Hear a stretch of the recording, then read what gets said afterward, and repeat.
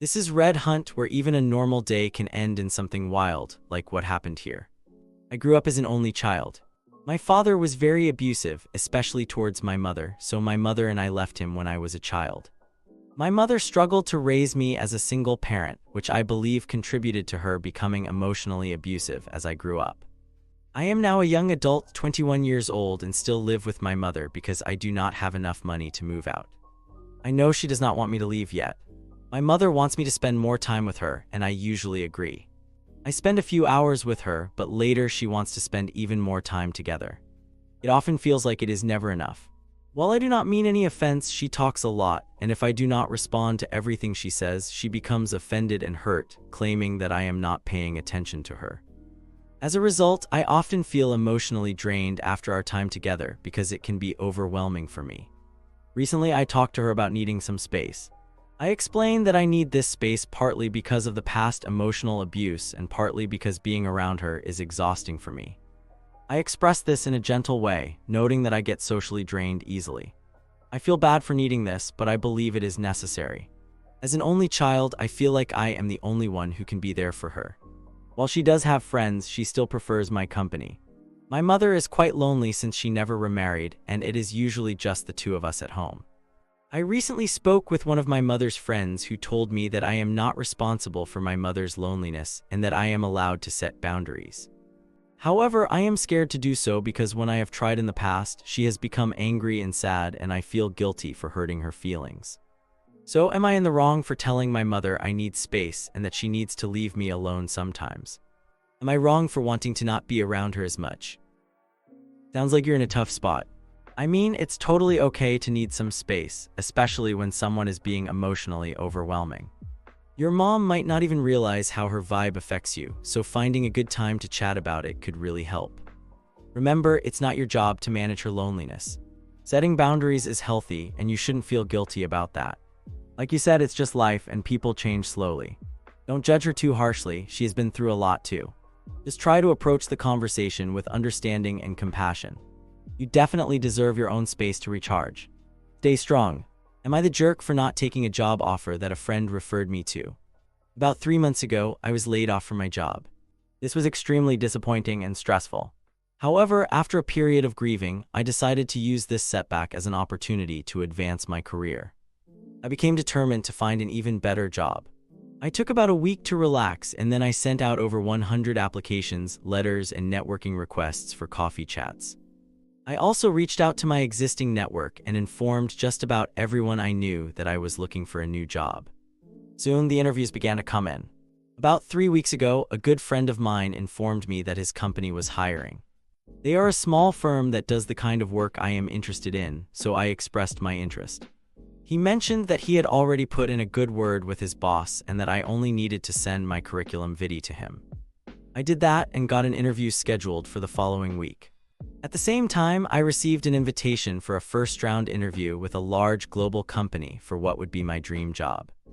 I was very excited and decided to pursue both opportunities, as I wanted to have options. I went through 2 rounds of interviews at my friend's firm and received an offer last week. I also received an offer from the other company for my dream job. These offers came almost back to back. While I was thrilled by this turn of events, I ultimately had a clear choice to make. I wanted the opportunity with the larger company. As much as I value my friendship with my friend, I decided to choose what was best for my long-term career. After negotiating salary and benefits, I accepted the offer from the large company. I then wrote to the small firm to express my gratitude for their time and to regretfully decline their offer. They responded with professionalism and understanding, suggesting that we stay in touch. 2 days ago, my friend texted me and expressed his anger. He stated that I wasted his time and his firm's time, as his boss would now have to conduct another round of interviews. He mentioned that I made him look bad in front of his boss and that he would not have recommended me if he had known I was interviewing elsewhere. I expressed my confusion, explaining that this is business, not personal, and that they were likely interviewing other candidates and could offer the position to a runner-up. However, my friend insisted that I was selfish for not informing him about my other interviews and stated that this would be the last time he would assist me with anything. It genuinely makes me sad to think I might lose a friend over this, as we have known each other since our first year of university over 10 years ago. Am I the antagonist in this situation? Damn, there are no jerks here, OP. I mean, it sounds like your friend really had your back when recommending you, and that's pretty cool. You're totally right to go for the job that fits you best. But you know, it might have been good to give your friend a heads up about that big company offer. It could feel like a slap in the face since he put himself out there for you. Employers know that candidates often get multiple offers, so it's not a huge deal. Just keep in mind that communication is key, especially with friends. It's really all about how you handle the conversation when you turn down his company. A little honesty can go a long way. Good luck with your new job. Am I the jerk? Am I the asshole for paying my child's rent in college but not my stepchild's?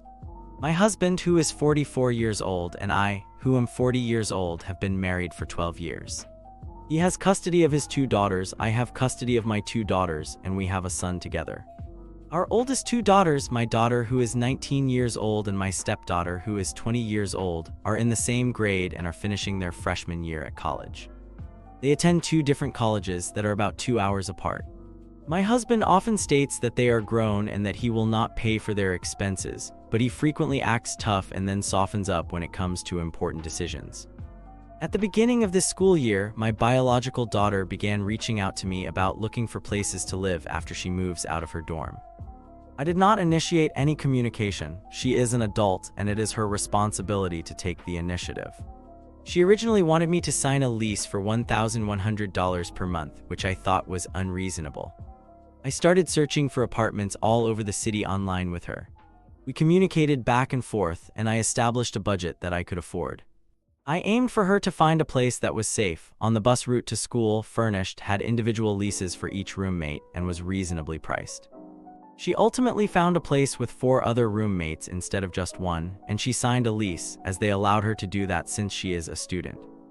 I am not on her lease, but I agreed to pay the rent, while she is responsible for her utilities, groceries, car insurance, and any other miscellaneous expenses. Throughout this process, she was diligent, thorough, and communicated frequently. We worked together on a plan over 4 to 6 months until she found a place we both agreed on. I want to clarify that I earn enough on my own to cover the expenses I agreed to without my husband's assistance. During this time, my stepdaughter did not discuss her future living arrangements with me. I assumed she was communicating with her father and that he would inform me later. About 2 months ago, my husband called me to say that his daughter had contacted him, asking him to sign her lease and pay the deposit because she found an apartment within the budget I had provided them. He called me very upset, asking what she meant. I was completely shocked. I informed him that I had not spoken to his daughter about her apartment or provided her with a budget, which was entirely true. My husband told her that he would not sign the lease or pay for her apartment and that she would need to find a solution on her own. Now it has become a significant issue. My husband is unaware that I am paying my daughter's rent, and if I tell him, he will insist that we pay his daughter's rent to be fair. I would not have had a problem paying my stepdaughter's rent, but now I do because she has cheaper options available. She has only 1 roommate, her apartment is unfurnished, and she does not have an individual lease. So, am I in the wrong for not wanting to pay my stepdaughter's rent? No cap, there are no jerks here, OP. But honestly, there's definitely a communication gap. You can support your daughter without needing to cover all the kids equally, especially if they don't bring it up front.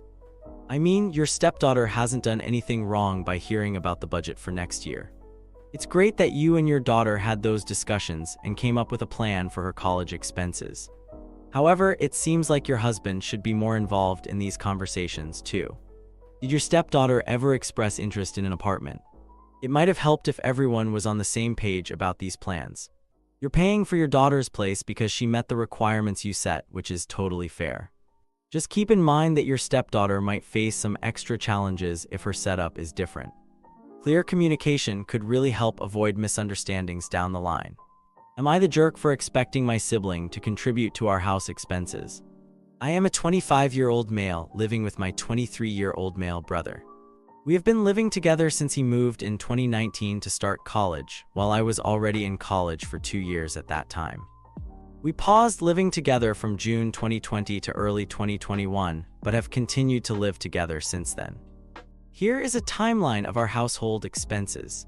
I started my first job in February 2021, earning $180 for the first 3 months and then $300 monthly. In January 2022, I began a new remote job earning around $500, and I graduated in February 2022. Until February 2022, all expenses were covered by our family.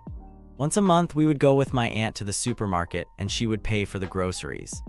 I also began paying the electric and internet bill, which totals around $80. I received a raise in June 2022, increasing my income to approximately $700 while also doing odd jobs. I was paying my student loans, which were around $140 monthly, but I paid more than that to finish quickly. In January 2023, I got a better job with a monthly income of about $2,000 after taxes. In March 2023, I started paying half of our rent, which is about $95. Around that time, my brother began working remotely with our grandmother, earning an average of $100 weekly. In October, we moved to a 2-bedroom apartment, and our rent increased to $420. My grandmother insisted on helping us by paying half of the rent, which is $200 each month. I agreed to cover $140, while my brother pays approximately $80 and 30% of the energy bill. We stopped going to the supermarket with my aunt a few months ago. I buy most of the groceries through an app, using coupons I receive from my job. My brother buys minimal groceries, typically just a few items for himself. I purchase shared items such as bread, milk, eggs, and chicken, as well as personal items like Greek yogurt and Parmesan cheese. Currently, our household expenses break down as follows. My expenses total approximately $410, which includes $70 for internet and 70% of the energy bill, $140 for rent, and $100 for most groceries. My salary is $2,000. My brother's expenses total approximately $110, which includes $10 for 30% of the energy bill, $80 for rent, and $20 for some groceries. His salary is $400. It has been unusual for my brother to pay me on time. I often have to ask multiple times, and he has accrued debt. He has also asked me to loan him money for outings. He began a new job in June or July 2024, but nothing changed until January 2025, when he started his current job, earning approximately $480 monthly. In January and February 2025, my grandmother stopped sending me the rent money due to financial slowdowns, and she also reduced my brother's pay to around $100 per month. I accepted this because I understand that my grandmother should not have to support us indefinitely. My brother graduated in March 2025. He did not have any student loans because he attended a university that my family could afford, unlike my situation. I started paying for a cleaning service to come to our home once a week for a total of $180 monthly. Although I keep things relatively tidy, my brother does not, making it increasingly challenging to maintain order. I noticed that I was becoming less motivated to clean, knowing he would likely make a mess afterward. While I partly blame him for this, I appreciate the work our cleaning person does, and I would continue the service regardless. I informed my brother about this decision, and he agreed that having a cleaning service is beneficial. We discussed my spending, which was totaling $790, including my original $410, $200 from my grandmother, and $180 for cleaning. In early March, we agreed on him paying $180 monthly. I suggested that in March, he pay me $115 plus whatever he owed, which was about $60. He agreed and paid half on the 15th and the other half on the 31st. We also agreed to share groceries more. However, when March arrived, he did not pay me on the 15th or the 30th.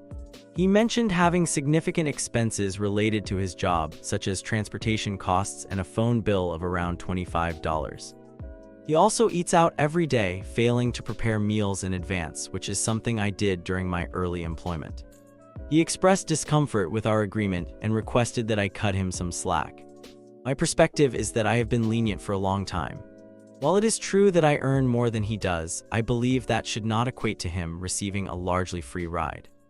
I do not think he can find comparable accommodations for the $180 he pays, given that he only shares the house with one person and has access to internet, electricity, and a weekly cleaning service. Although I could absorb these costs, as many are fixed expenses, I do not think that is fair. I also noticed that he smokes cannabis, which I do not oppose as long as it does not interfere with responsibilities. However, I question why he can afford cannabis and outings but not his share of expenses. After our recent discussion, I reflected on how my financial situation has changed since graduation. I recognized that I had fewer expenses after completing my education, but I also earned less before graduating.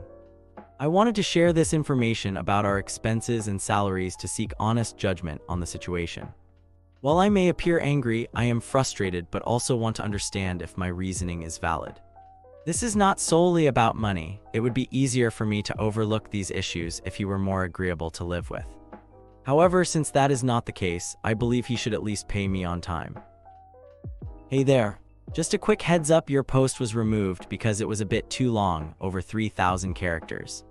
You can check the limit right here. If you want to share your thoughts again, just keep it brief, okay? Unfortunately, you can't continue in the comments or link to more text, and if you edit it, it won't get approved either. So if you decide to repost, make sure it follows all the sub-rules to avoid another removal.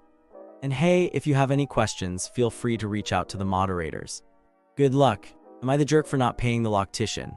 My boyfriend of 5 years has had dreadlocks for 3 years. It has been challenging to find someone in our area who can style them. We found a stylist in November who came to our apartment, and the atmosphere was positive. However, she charged us a higher price than initially quoted based on the pictures we sent her. She claimed his hair needed more work than she had anticipated. I suspect she increased the price because she saw we lived in a nice apartment and did not charge for travel. The initial quote was approximately $180, but we ended up paying close to $300, which exceeded our budget. She mentioned that for future appointments, the price would return to $180. We scheduled another appointment for January, and during that time, I was at work while my boyfriend and the stylist were alone in our apartment. Although I trusted my boyfriend, I felt nervous about her being there, but I decided to let it go.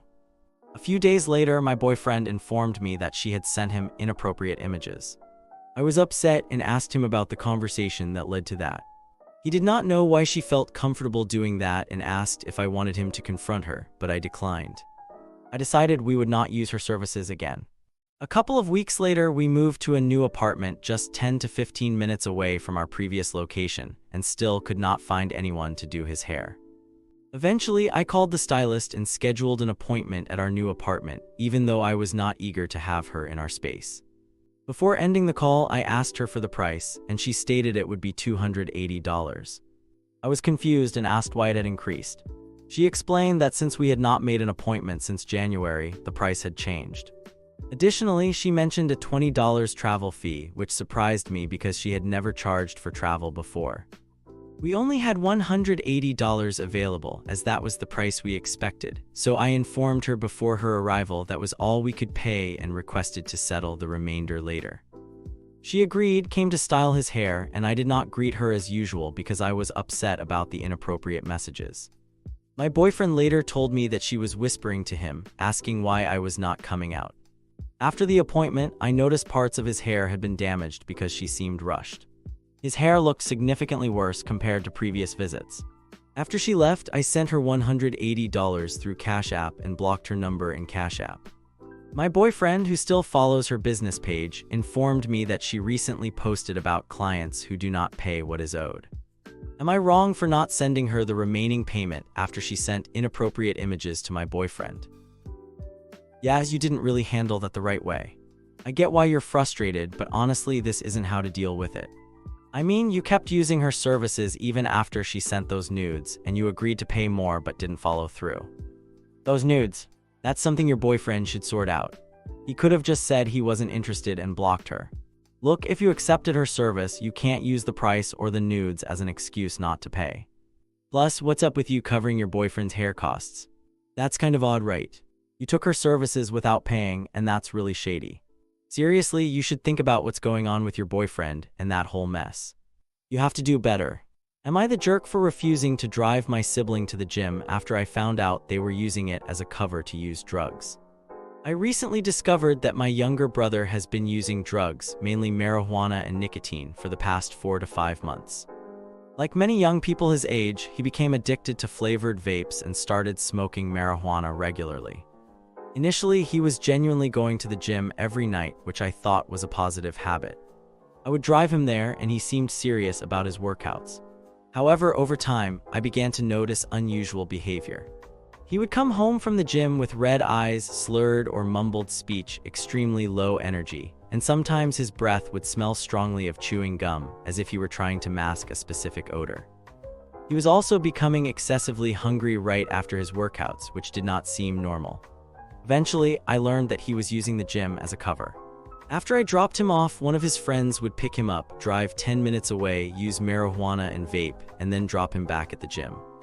He would pretend that he had worked out and wait for me to pick him up again. Not only was he lying, but he was also wasting my time, gas, and money while maintaining this deception. I initially let it go for a few days because I was not completely sure what was happening. However, one day he came home smelling like a dirty ashtray, and everything clicked into place. I confronted him and he reacted with anger, throwing a tantrum and becoming very defensive.